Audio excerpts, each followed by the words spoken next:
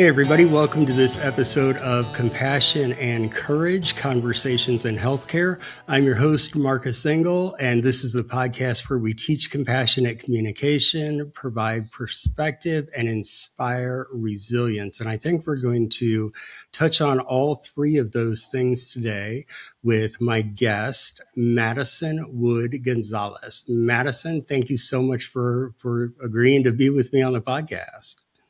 It's my pleasure. Thank you so much for giving us this opportunity.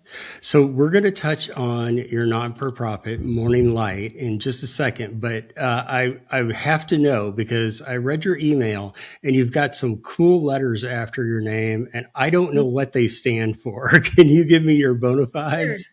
Yeah. So I'm a certified nonprofit executive, a certified nonprofit consultant, and a certified development executive.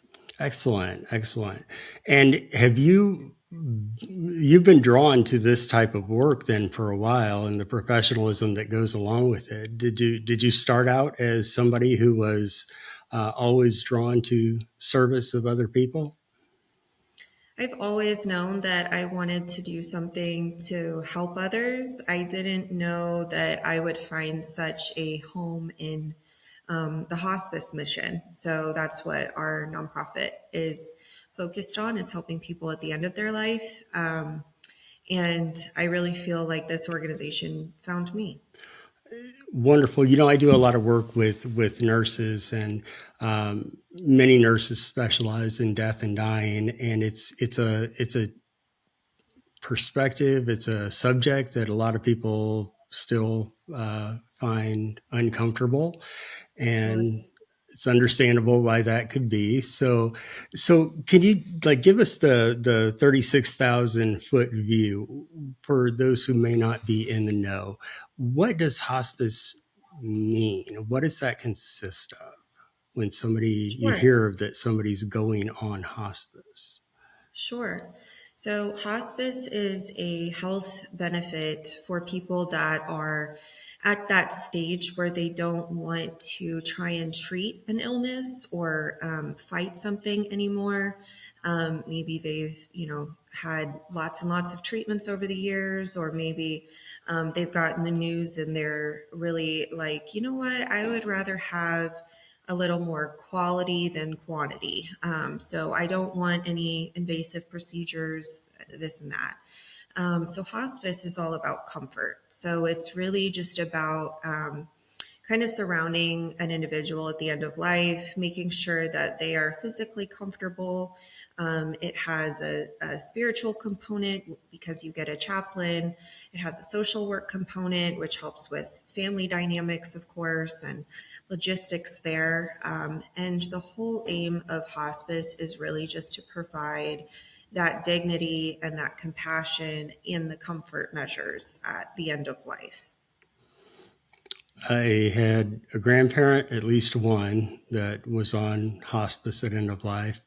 And I know the wonderful work you do. My sister was also a social worker for hospice for a while. Oh, And, wow. and it's, so I know a little more intimately than maybe your average person on the street, but I have never had to luckily be the family member putting someone on hospice, and Yes. nor have I been the recipient of it. So this is a little education for me. What should I guess one of the questions I have is there a certain point that people reach whenever they say, yes, I'm ready to go on hospice? It really is different for everyone. Everybody. We had one of our longtime board members is a hospice and palliative care doctor, and he did a presentation here once, and he said, even working in the field and in the industry for so long, even doctors don't have kind of a cut and dry I guess, line that you cross. So it really is different for everybody. It's really just asking some of those questions about what is it that I really want. And I think one of the hardest parts for people with hospice is that it feels so final. But I think people need to understand that you can be on hospice for years. So typically, in the Western culture with hospice, we often think about, oh, they've been put on hospice. Well, they probably have like a week. And that can be true. But what we're trying to encourage is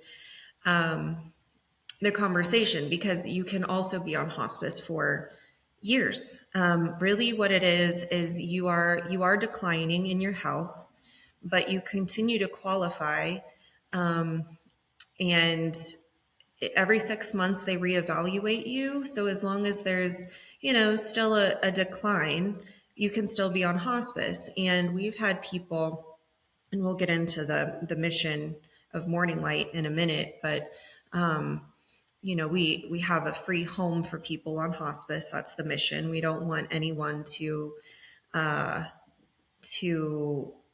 to not only face the end of life and all that that brings, but also not have the financial resources to be able to live comfortably, in the sense that we have a lot of people who don't have a home to call home. We have a lot of people who can't, because of medical debt or who knows what, can't afford to keep the lights on, or they don't have someone to help care for them round the clock. And so this home was founded so that they could receive that hospice benefit without those financial factors being a determinant. But all of that is to say that we've had people here at Morning Light Home for, a year and a half. And it really is different for every person. You've got such a specific population that you're serving, and so how does it typically work? Do your patients, residents? I'm not sure what you call the folks that you serve, but I come from the healthcare world, so I say patient. The Sure. patients that you're serving, the human beings that you're serving, are they? How do they usually come to Morning Light? Do they get a reference from a social worker or through the hospital or Yeah, that's a local? great question. So the majority of our, I almost said patients, they're Mm, residents, but resident. they're hospital patients that get referred to us more often than not. So we work with a lot of the local hospitals. We're here in Indiana. So a lot of the hospitals in Indianapolis know about us, and a lot of the hospice companies too. So we are not a hospice company, and I think that's a really interesting distinction that puts us in a very unique positioning. So we are not a licensed hospice. We are truly a residence. We have 12 bedrooms here. So we're a 12-bedroom home. And what we do is we provide the round the clock caregiving, and kind of that family support that you would have if you were receiving hospice at home. But what makes us unique or different from like a senior living facility or assisted living is that we don't charge. So we don't charge, we don't require insurance payment, anything that would be a barrier. So the hospitals know that we're here, and a lot of the time, if we weren't here, people would be going into the hospital, getting that diagnosis that qualifies them for hospice or making that decision, and then the hospital not having anywhere safe to discharge them to. They can't discharge them to a shelter or to the street. That isn't allowed in the hospital system. So they need somewhere for people on hospice to go. And hospice isn't an inpatient, situation. So it's an outpatient situation, and most people don't want to pass on in the hospital setting. They want to pass on at home or in a home-like setting, and so that's what we become. So, can you give me some stories? I'd love to hear some examples of patients that you served or those who've come to be residents at your hospice? Absolutely. I have so many stories. We've served over 1,000 people since we opened. So it's definitely one where all different walks of life, all different circumstances. Some people have, big families who just simply can't take care of them because they have kids or they don't have space in their home, unfortunately, or they're working full time. And I do think that's a common misconception with hospice is that hospice is a nurse, a social worker, a chaplain, but it's not 24/7 caregiving. And so you do still need that component for people who are at that final phase. But we've had, families that are huge. And then we've had people who really don't have anyone. We had a gentleman who he was found kind of laying up against a local Walmart here, and he was taken to a local hospital because he didn't look well. And that's when he was got the news that his cancer was not getting better and that hospice would be appropriate. And he came to us. His name was Zach, and he was only 28, so he was one of our younger residents. And his backstory was rough. Just a rough upbringing, and really kind of didn't feel like he had anyone in his corner until he got here. And one of the first weeks he was here, we have a program called our Making Memories program. So it's very similar to other wish granting programs, but we kind of ask our residents, while you're with us, what kind of memories would you like to make? And he was like, I just want to go fishing. And so we reached out and we found someone with a boat who wanted to take him out, and it happened to be his birthday that week. So we had a birthday party for him out on the river, and he ended up staying with us. He was one of our guys that stayed with us for about a year and a half. And towards the end, in the beginning, I think being 28 and not having many rules initially, he was not very happy here. He was kind of sneaking out the window and kind of trying to, just get that freedom. It can feel like a lot of your independence is taken from you, I think, when you get a terminal diagnosis like that. But he said towards the end, my body declined here, but my spirit healed. And that's beautiful. everything. That's beautiful. Yeah, that's everything. And that's what hospice can be about, I think. I think, like you said, a lot of people do find the end of life an uncomfortable subject. But it can be a very profound time for people where amends are made, or, realizations are made and regrets are let go of. And it's a time that people really can rally around each other. And, he was involved with helping us in the back gardens, and he was, he was painting while he was here. And there was just all kinds of things that I think he would not have had access to otherwise. And so his story, he was definitely a tough loss for us, but his words have resonated with me ever since. We've also had situations, and I noticed a pattern where you have caretakers who have spent a lot of their life caring for other people, and maybe caring for a spouse or a parent or a loved one or a sister, or, fill in the blank. You're caring for someone, which means you're not working most of the time if you're around the clock caregiver for someone that you care about and care for. And then that person passes on, and you've spent a lot of your financial resources on making them comfortable or on their treatments and diagnoses and things, and you haven't been at work. And then, not long after, you receive a diagnosis of your own, And I think that's where we can come in as well is, they don't necessarily have that person or the finances to have that same experience for themselves that they provided for somebody else. And we've seen that quite a few times. And so it's really amazing to be able to say, you've cared for someone for such a long time. Now it's your turn for us to care for you and relieve that burden for them. And I mean, again, it just goes on and on. You get people who need a home like ours for so many different reasons.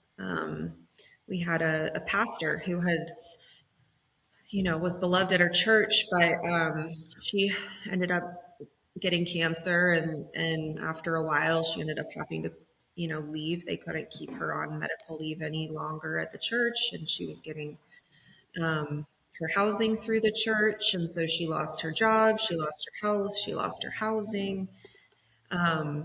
And the church really rallied when she came to us. They would come in and cook and help give back and do canned good drives for us and things like that for a long time. But it's just an example of how, sometimes it's just a domino effect that leaves somebody without resources. And I think changing the perception of why someone might need a home like ours is important, because when we can remove the stigma of, oh, they just made some bad decisions in their life, or, oh, they just, didn't work hard enough in life, or, oh, this and that, that's so often very far from the truth. I think when we can remove some of the stigma, then we can humanize people again, and we can rally when they need us most. It's the stigma, you say, and it's understandable why that stigma exists. But I loved your story of Zach and how you said his body failed, but his soul healed. And Yes, if we're able to do that for human beings when they're at their most vulnerable positions, it's like that's indeed what it means to be human. Um, absolutely. but there's also this little question that has to go along with it that's called, how does it get funded? So Mm, how do you raise funds for this very special service? thank you. We do have an endowment which was raised when the home was built. So there was a big kind of campaign initially, but that was back in 2004. We do annual fundraisers. We have definitely put our shoulder behind growing our just our presence, growing the awareness, because we found that when people learn about us, a lot of them are very called to help, because a lot of people have had an experience with hospice, whether it was with a grandparent or a parent or a friend. And so, when people have had that experience with hospice, they realize how important that is, and that, death is just a part of life, and that, it does affect everyone at some point, and in different ways. And so our community is very supportive. I think our hospitals realize how valuable we are as well, and our hospice companies, because, if we weren't here, like I said, there's nowhere to discharge a lot of patients to. There's nowhere to go and see a lot of patients. You can't really try and provide hospice care at, on the street somewhere, or in a condemned home. So it's definitely needed in that regard. But our funders are from all different areas. We have corporate funders. We do nonprofit fundraisers, of course. So we have an array of different events that we host to raise awareness and raise money.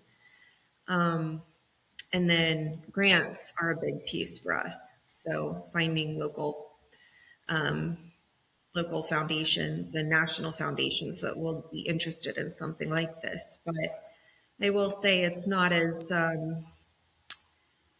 guess, not as obviously supported as something like puppies and, babies, right? Like it's a little harder to get to get someone to listen about a mission for death and dying. But we always say to people when they come here, and we say to people when we're talking about Morning Light Home, that you're not coming to die, you're coming to live because you're still alive. You're still very much alive when you're on hospice. And that's the rebrand that I think needs to happen with hospice is they're not gone yet. Hmm. And it's coming to terms with your own mortality, but there can still be a lot of life and a lot of memories made and a lot of things can happen. Like I said, relationships repaired and you know at the end of the day, I think none of us really know how long we have, and it's just about providing quality of life for people while we're here, while we're still living. Beautiful, beautiful. So one of the questions that I always ask, and maybe this is you've already shared it with the story of Zach, but is there a story that comes to mind when I ask you the prompt? This is the same prompt that I use with my pre-meds at Notre Dame every semester, and that's to share about a time that you were there for someone or that someone was there for you. Does any Mm. story come to mind with that prompt? So many. I think I think there's times where we both, we all need each other at some point. I think in terms of when I was there for someone, one of my favorite stories was kind of early in my time at Morning Light. And I was just learning kind of the power of legacy. And I was learning the power of what it meant for so many of our residents to not have anyone to leave their legacy to. And I found that really hard. And so I started an initiative on storytelling and on capturing the stories. And there was one gentleman in particular who I'll say, yes, I think I was supporting him, but in turn, I think I was very supported by him and his message. He left a journal for me, and so he kept a journal by his bedside. And I wanted to be there for him to feel like, yes, someone will carry these journals after me because he didn't have family. But his very final entry said, "Too many of us leave this world with our stories untold." And so I think that sign off was, "Thank you for allowing me to tell my story." And I have since shared that on many a podcast, many a stage, and I continue to tell Richard's story. And it's just been that mindset shift for me in the power of just allowing people to share their life and share their lessons and share their wisdom, because I really think you can learn wisdom from everybody that you meet. Everybody has something that they can share in terms of just something that you can take with you. Yeah, that really was a springboard. So I think he was there for me in the sense that he trusted me with his story and he trusted me to tell it. And it has since really opened a lot of opportunities up for me in terms of telling my own story, and sharing my own experiences. And it gave me a lot of courage. That's amazing. That's beautiful too. So, yeah, wow. What else should I know? Anything we haven't covered? Um, well, I think I would love to talk about Something else that Morning Light does differently, and that was a big lesson for me initially in taking on my role as executive director, because I didn't start at Morning Light as the executive director. I started as an administrative assistant. Mhm. So just working, part time. I was wanting to get back into the workforce after having my kids, and then I was really inspired by people like Richard, and I was like, okay, I'm like 10 toes down. I'm doing this. But I took this leadership role in 2021, right after, you know, the little thing that happened in 2020, the pandemic. We had a huge kind of turnover at that time because of just the burnout people were experiencing. And I learned at that moment how important it is to fold care for the caregiver into the cake. It's really, really important. And so, as were rebuilding our workforce and our caregivers, who are really, the backbone of an organization like ours, we couldn't do what we do if we didn't have people around the clock helping.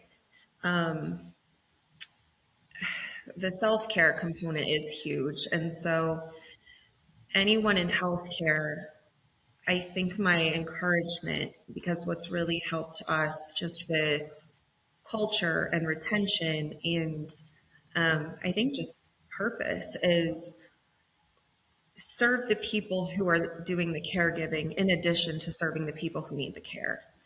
Ask yourself how you can make their life easier as an organization. What can I do if I can just hear them out? Like, what are the things that are burning you out about this job? Or what are the things at home that are burning you out about that I can try and do to help? And so we've created an employee assistance fund, because sometimes something as simple as transportation is what gets in the way, right? Just, I don't have a vehicle, my car's in the shop, or um, you know, my car was stolen. Like, there's all kinds of situations that can keep someone from being successful in the workforce, and especially at a kind of a entry level role, which is very much the boots on the ground, the backbone. It can be really challenging for people if they're trying to balance, how do I take my kids to daycare and make it to work, or how do I deal with all these things that are going on in my own life. And so that fund was set up to help them be successful. And we have another partnership that we have with a group called Workforce Chaplains. And when you're in healthcare, when you're in the death space, I think it's so important to make sure that you're offering areas for people to unpack and share and offload some of the grief that they're feeling, or the stress that they're feeling, or the various emotions that come into play with something like hospice, or healthcare in general. And so I think just making sure that we're caring for everyone involved, is is something that only helps the healthcare sector as a whole. It's essential if we want to give the best care to the people at the end of the line, that we're taking care of the caregivers that are taking care of those people. It just makes sense, right? Just makes Exactly. sense. Yeah. Well, all right. So my last question for you today is, if you had the world's largest billboard on top of the world's tallest mountain, Oh my God. what is the message that you would most want to broadcast to humanity? That is such a good question. Um, we're in this together. Mm, I think we can easily get so divided, and I think we can easily kind of section people into, you know, different camps, if you will. And I don't think anybody exists very well for very long in isolation. So, we need to help each other. Chances are good, you know, I've needed help before. I'll need help again. We all do. And it's okay to need help. But we have to see each other as human before we see each other as anything else. Love it. We're all in this together. Madison, thank you so much for your time, for your expertise, for your service to humanity. And if people want to stop past your website and make a donation, how do they do that? Thank you for the plug. Yeah, It's sure. Morning Light. So morninglightinc.org. morninglightinc.org. All right. And that'll be in the notes too. So people can click Perfect. right to it. So thank you so much, Thank you so Madison. I much. appreciate it. I really appreciate it too. Thanks, Marcus. Thank you. And listeners, thank you for being part of this episode of Compassion and Courage, Conversations in Healthcare. This is the podcast where we teach compassionate communication, provide perspective, and inspire resilience. Please visit marcusengel.com for keynote speaking needs, healthcare consulting, books, etc., etc. Thank you all so much for being here for this episode of Compassion and Courage.